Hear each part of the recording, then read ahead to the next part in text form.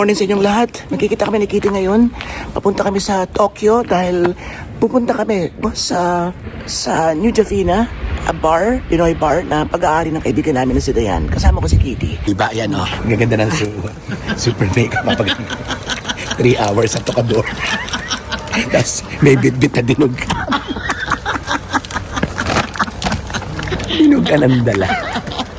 May laing. Ayan. Okay, so yan. Tiba-tiba. Ang gagandang babae, sikmurang lalaki. Ako to sa Facebook mo. Yan lang ang kinuha ko. Thank you. Ang ganda oh. So, uuwi na natin to. Picture niyo, wala akong kita. Nakita ko lang doon sa ano. Wow! Sana na to, ang ganda babae. Pwede. Mali ito yan naman sa akin pag ano nakailata na. Pag nakahilata ro, siya yun natin lalagay sa ano.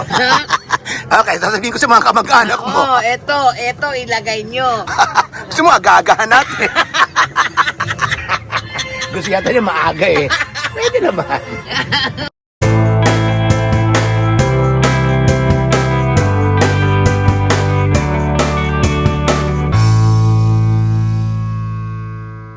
Yung mga entertainers dito, mga Pilipino rin. Asya na ito, si Maricoy. Sim lang kay Mare. Ay, kami. Hoping sa mga entertainers nyo.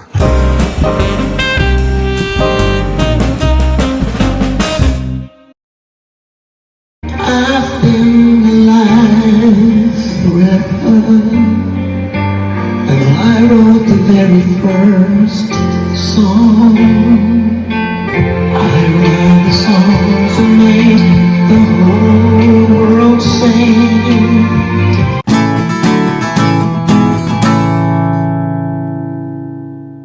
Okay po, nauna na po kami. Marami ma. Ha?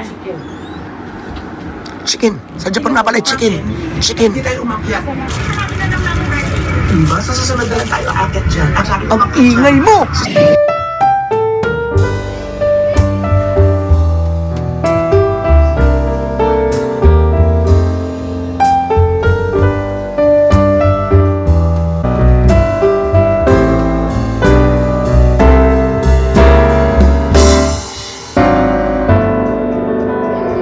So that is the bar.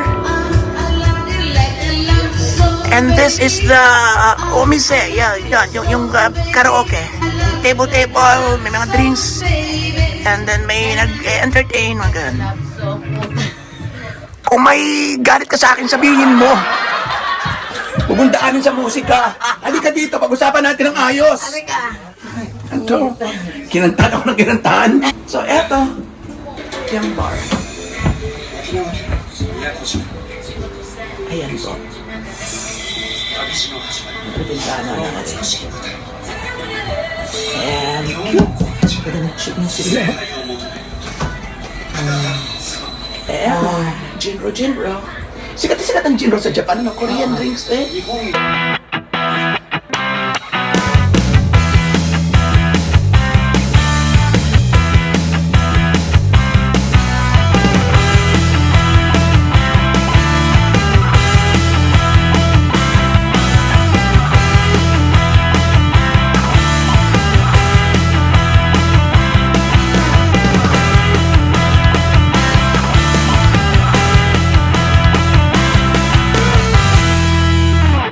Yan ang kanilang bar.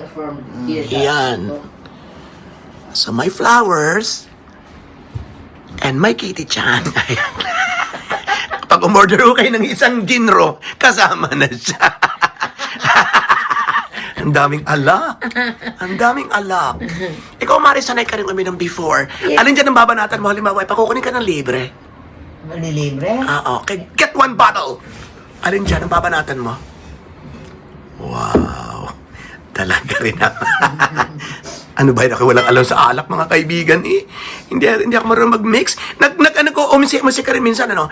So ano dyan, nagmi-mix-mix kayo, di ba? Oo, nagmi-mix. Pero usually ano ako sa cocktail eh. Mas Okay. Tsaka minsan sa kitchen din siya kasi marunong siya magluto.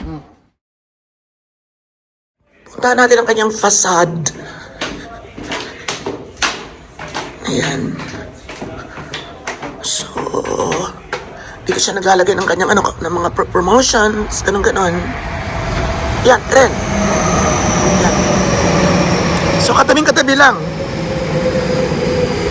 Inga lang, lalakarin mo pang station, doon pa yung station. And then, yun siya.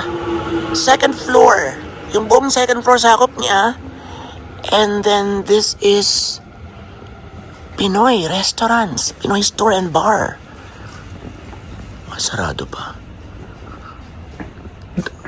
Kasi kung bukas to, syempre ano na yan. Naka-open yan siguro.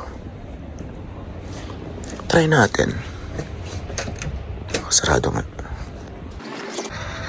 Diba? Nakaka-proud maging Pinoy kapag nasa abroad ka. Sa Pilipinas, parang ang dami nang hindi nagiging proud. Dahil ang daming ang ano eh.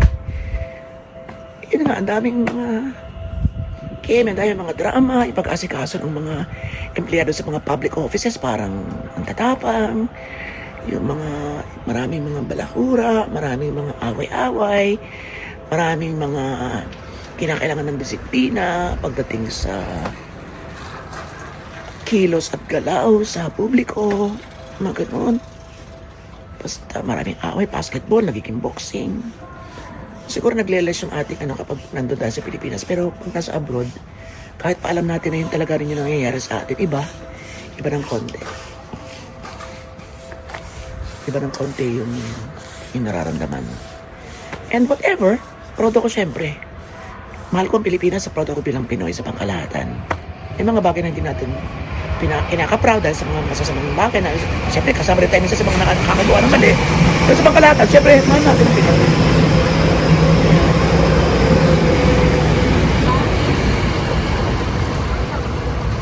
New Jafina.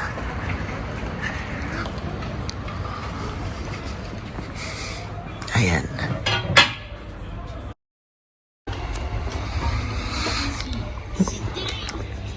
Eto, nagtaka ko kanina, pati ako may mga names soon. Yan o.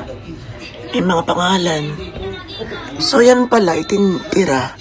Pero may mga may-ari na nabili na, nabayaran na. So, kanila na yan. Sa pang regular customers na bumabalik-balik. So, hindi ko lang kung ano pang charge. Siguro dagdag charge na lang. 大人ですが最終いらっしゃいませ。ゆっくりしてください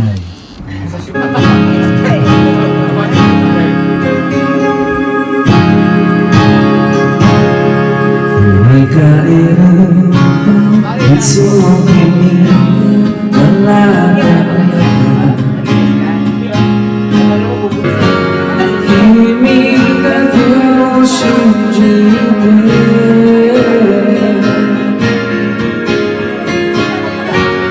涙紡ぐ夜ももう一度生まれ変わったらどうじゃれば希望でかけらまる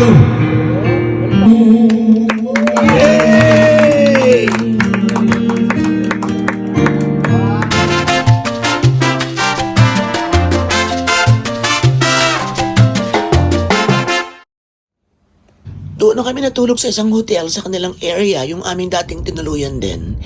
And then maga kami sinundo niya kinabukasan para iikot, ilibot, or ipasyal sa kanilang lungsod, sa kanilang lugar. And then, bala ko na kasi noon pa, nung huling punta ko dito last November, na magpa-MRI. And she reminded me, Diane reminded me this time, na sabi niya sasamahan niya ako para makapagpa-MRI kasi mas mura dito. Yun ang pagkakaalam niya because nakapunta na rin sila before, parang yung isang kapamilya niya ay dumaan na rin sa ganung test. So, nagpa-MRI na po tayo. And fortunately, mura nga lang. Mura lang. So maraming salamat sa pagsama sa atin ng ating BFF na si Dayan at nakaraos na rin ang ating MRI. Tapos, syempre, foodie rin siya kagaya ko. Kaya kainan na naman. At dinala niya ako sa isang restaurant na kung saan nandoon ang ating paborito na sashimi at sushi. Yun. Akala ko yung laman pa yung ginagayong ko. Kawayan na pala. ko sa susunod.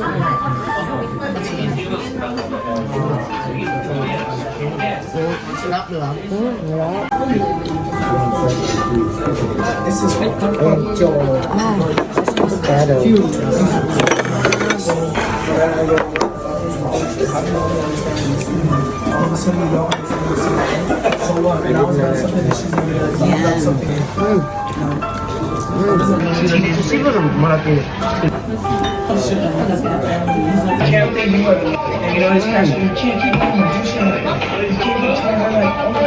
Carpaccio. Gusto niya.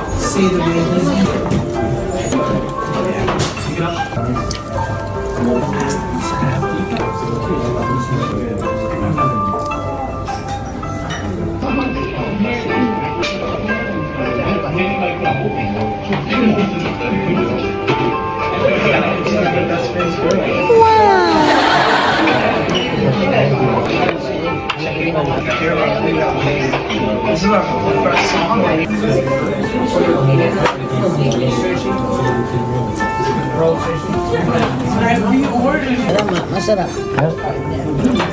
Kala ko ano? Ano yan, Mare? Sinabi ko na yung pinduta. Ay, umorder na ng umorder. Kaya tinago na aring orderan. O, aroy. Kinabi na to.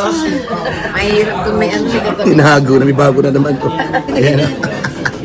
Mahirap yung katabi kasi. Slowly. Rito. Mari pa kita.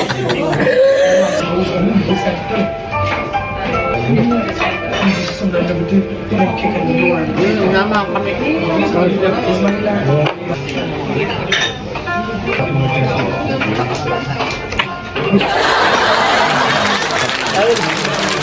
Laglag ang metal.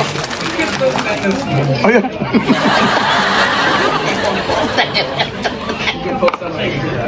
Kasi isuko eh. Kapal kasi. Sa panga.